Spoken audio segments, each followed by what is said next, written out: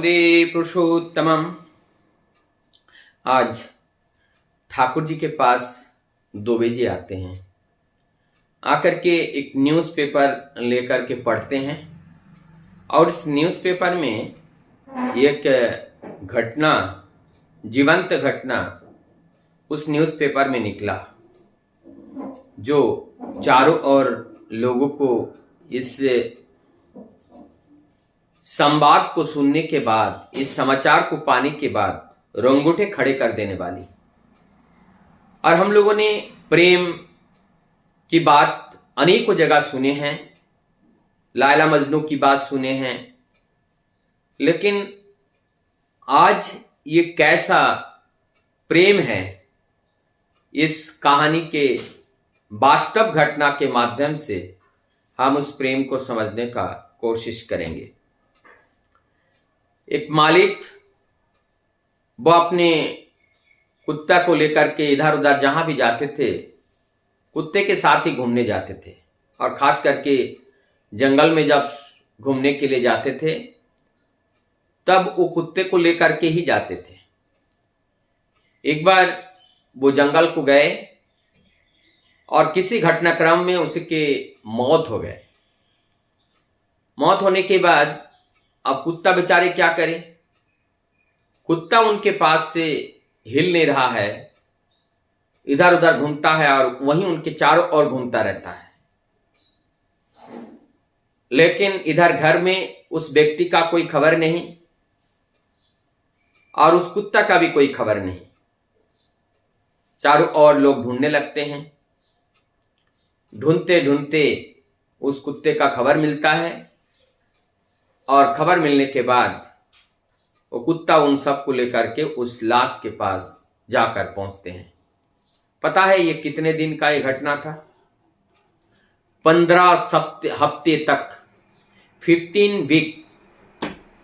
15 week में कितना दिन होता है? लगभग 4 महीने के आसपास, 3.5 महीने से ज्यादा, near about 4 month. Imaging it, इसको आप कल्पना कीजिए, हाउ इट पॉसिबल, ये कैसे संभव है? ठाकुर जी इस बात को कह रहे हैं। ठाकुर जी इसके प्रत्युत्तर में कहते हैं ये अनुराग है, ये अनुराग ही ऐसा कर सकता है। वो कुत्ता जैसे तैसे अपने चारों ओर घूम घाम के अपना खाने का जीविका कुछ ना कुछ किया होगा, मिला नहीं मिला, लेकिन अपने प्रभु के खातिर वो सब भूल गए और 3-3.5 महीने तक उस अरण्य जंगल में अपने प्रभु को लेकर के वहीं पड़े रहे। ठाकुर जी इस बात को सुनकर आगे कहते हैं, ठाकुर जी कहते हैं मैं जानता हूं एक व्यक्ति के बारे में, एक मुसलमान भाई थे और उस मुसलमान भाई के साथ उनके घर में कुत्ता से बड़ा प्रेम था। और जब उस मुसलमान भाई का देहांत होता है तब उनका कब्र दिया जाता है और वो कुत्ता उस कब्र के पास ही बैठे रहता है और उस कब्र के पास से वो घर नहीं जाता है, भोजन नहीं करता है। अंततगतवा वहीं पर वो अपना प्राण दे देता है। इस घटना के माध्यम से ये बहुत ही हृदय विदीर्ण घटना है और जिसको अगर हम हृदय की गहराई से इसको हम सोचे तो हम जान जाते हैं प्रेम किसे कहते हैं। प्रेम का जो पराकाष्ठा है, जो चरम है, उस चरम तक पहुंचने पर ऐसा संभव होते हैं प्रभु के साथ भक्त भी अपना प्राण देने के लिए वो तैयार हो जाते हैं। जैसे गौरांग महाप्रभु को हुआ था, भगवान श्री कृष्ण के बिना उनके लिए जीना कठिन हो रहा था। जैसे मीराबाई को हुआ था, ऐसे भक्त प्रहलाद को हुआ था। ऐसे अनेकों शूरवीर, भक्तवीर, अनेकों लोग हैं, भक्त हैं, जिनके इतिहास, जिनके जीवन घटना को के ऊपर नजर डालने पर इस तरह की घटना को देखने को मिलते हैं।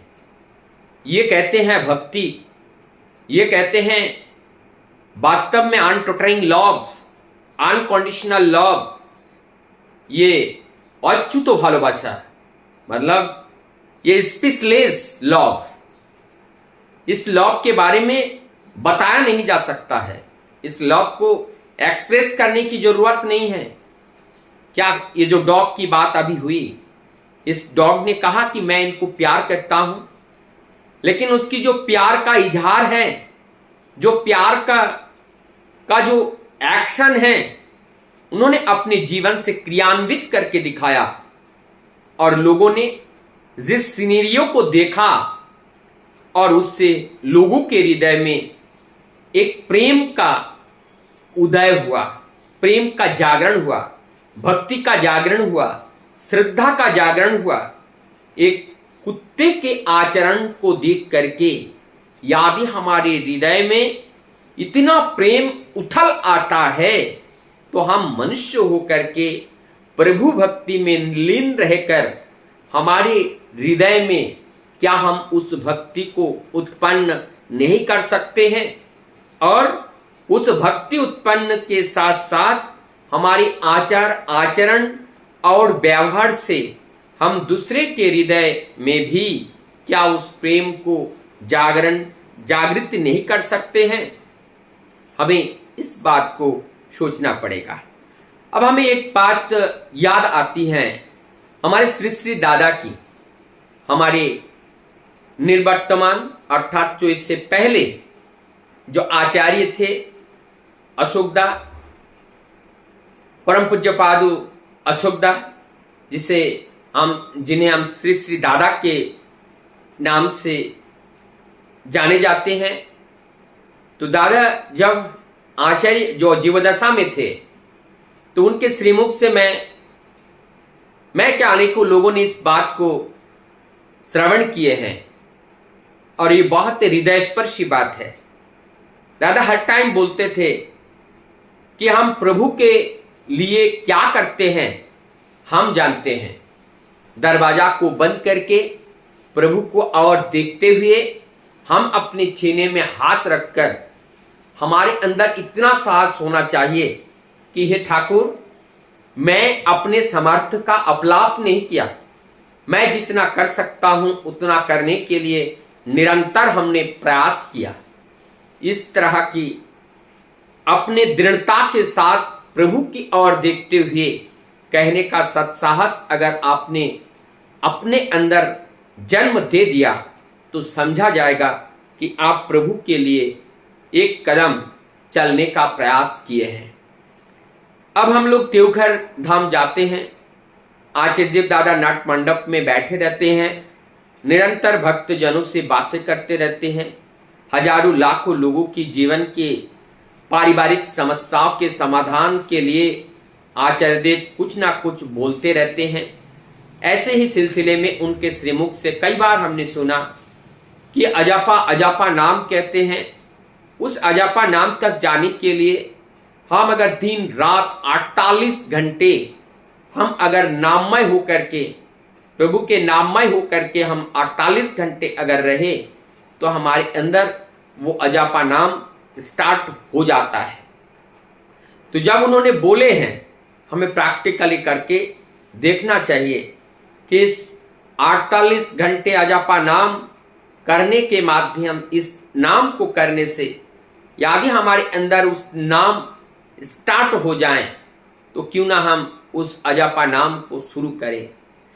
आचार्य दादा और एक बात बोलते हैं कि हमें कुछ नहीं आता है, मैं कुछ नहीं जानता हूं, ठाकुर की ओर देखो और एक भोलेपन भाव से, एक बालक की तरह, एक शिशु की तरह कोमल हृदय और नमी आंखों से उस प्रभु की ओर देखते हुए कपट रहित होकर के कहो, हे प्रभु, मैं आपको प्यार करता हूं, मैं आपको प्यार करता हूं, मैं आपको प्यार करता हूं। मेरे पास सतबुद्धि है, कुबुद्धि है, मुझे कुछ नहीं पता, लेकिन अगर हम ऐसे बोलते रहे और मैं दृढ़ता के साथ, विश्वास के साथ निर्मल होकर के प्रभु को इस बात को अगर सुनाए, निश्चित रूप से प्रभु से प्रेम हो जाता है। दादा एक बात और बोलते हैं, अक्सर बोलते हैं आचार्य देव दादा, बोलते हैं बगबगानी पुण्योत्तर लक्षण नय, जो परम दयाल श्री ठाकुर सत्यनारायण शरण में इस बात को बताए हैं। मैंने भी इस बात की व्याख्या अनेकों जगह सुना था, लेकिन हमने इस पूर्ण आत्मक व्याख्या आचार्य देव दादा के माध्यम से सुन पाया हूं, और सुन करके हमें ये व्याख्या बड़े प्रांजल लगा, ये व्याख्या वास्तव में हृदय स्पर्शी लगा, और ये व्याख्या वास्तविक व्याख्या है, मुझे ऐसा लगता है। आचार्य देव दादा कहते हैं ये मन इस प्रकृति को देख करके कुछ ना कुछ बोलता रहता है, कुछ ना कुछ करता रहता है, तो इस मन को शांत करना होगा। कब शांत होगा? जब प्रकृतिक ये चाहत से निवृत्त करके हम अपने मन को स्थिर करने का प्रयास करेंगे। कब? जब हम प्रभु अभिमुख होकर के उनके निर्देश को परिपालन करने के लिए पागल हो उठेंगे, और उस पागलपन के माध्यम से इंद्रिय की हर दरवाजा बाहरी आडंबर को वो देखने में और सुनने के लिए वर्धी सा बन जाएं, अनुराग इतना तीव्र हो जाए, प्यार इतना तीव्र हो जाए, और प्रभु की भक्ति इतना पागलपन में तब्दील हो जाए कि चारों ओर का इंद्रियों का जो दरवाजा है वो बंद हो जाए और सब प्रभुमय हो जाए। तब जाकर के जो बगबगानी है, जो मन की चंचलता है, वो स्थिर होता है, और स्थिर मन में प्रभु का दर्शन होता है। बिना स्थिर हुए प्रभु का दर्शन, प्रभु को समझना असंभव सा है। आइए हम प्रभु को जाने, प्रभु को समझे और प्रभु को लेकर के चले, क्योंकि ये जीवन प्रभु के बिना ऐसा ही है जैसे पानी के बिना मछली है, और वायु के बिना ये जीवन जैसे तड़पता है, ठीक उसी प्रकार से प्रभु के बिना ये जीवन भी अधूरा है। सांस के बिना आस नहीं, प्रभु के बिना ये जीवन नहीं। ऐसा सोच में जब हम जीते हैं, निश्चित रूप से हमें उस परमानंद की अनुभूति होती है, और सत्य सच्चिदानंद की बारे में, सत्य सच्चिदानंद को हम जान पाते हैं, समझ पाते हैं, और उसी जानने और समझने के माध्यम से वैराग्य आता है। वैराग्य से शांति आती है, शांति से हम शांत हो जाते हैं, और उसी में ही हमें ओम शांति कहने का ये सत अधिकार हमें प्राप्त हो पाता है।